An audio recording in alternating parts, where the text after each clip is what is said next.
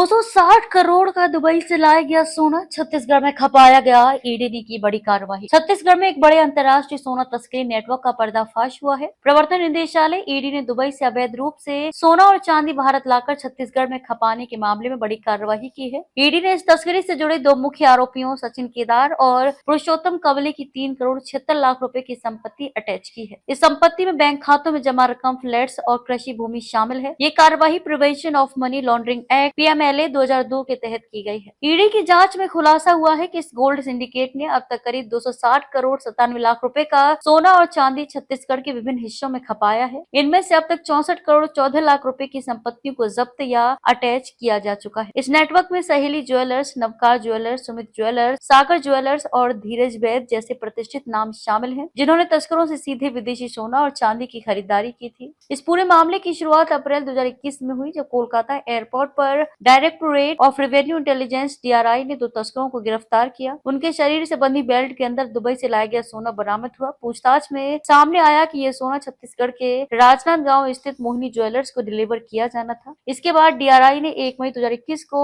राजनांदगांव के जसराज शांतिलाल वैद के निवास स्थान पर छापेमारी की। पूछताछ में पता चला कि इस तस्करी रैकेट का मास्टरमाइंड विजय वैद उर्फ विक्की है, जो दुबई से भारत तक की तस्करी की पूरी श्रृंखला को संचालित करता है। जांच में ये भी पता चला कि दुबई से सोना पहले म्यांमार या बांग्लादेश भेजा जाता था और फिर वहां से ये नॉर्थ ईस्ट राज्यों के जरिए भारत में प्रवेश करता था। इसके बाद ये तस्करी का माल ट्रेन, सड़क या हवाई मार्ग से राजनांदगांव लाया जाता था, जो इस नेटवर्क का सेफ जोन बन गया था। ईडी के अनुसार आरोपी सचिन केदार इस नेटवर्क का एक सक्रिय सदस्य था, जो कोलकाता से रायपुर, नागपुर और मुंबई तक अवैध सोना पहुंचाने का काम करता था। राजनांदगांव से ये सोना छत्तीसगढ़ के प्रमुख शहरों रायपुर, दुर्ग और अन्य जिलों में खपाया जाता था। डीआरआई द्वारा जारी आंकड़ों के अनुसार पिछले 8 वर्षों में छत्तीसगढ़ में 50 करोड़ रुपए से ज्यादा का सोना चांदी जब्त किया जा चुका है। यह राज्य अब तस्करों के लिए महज एक खपत का क्षेत्र नहीं, बल्कि एक कॉरिडोर बन चुका है, जहां से सोना महाराष्ट्र, ओडिशा, तेलंगाना और आंध्र प्रदेश तक भेजा जाता है। राज्य में डीआरआई का जोनल ऑफिस खुलने के बाद अब तक 25 से अधिक तस्करों पर कार्रवाई हो चुकी है और इस नेटवर्क की जड़ें अब धीरे धीरे उजागर हो रही हैं। जांच एजेंसियों का मानना है कि ये नेटवर्क देश भर में फैला हुआ है और आने वाले दिनों में और भी खुलासे हो सकते हैं।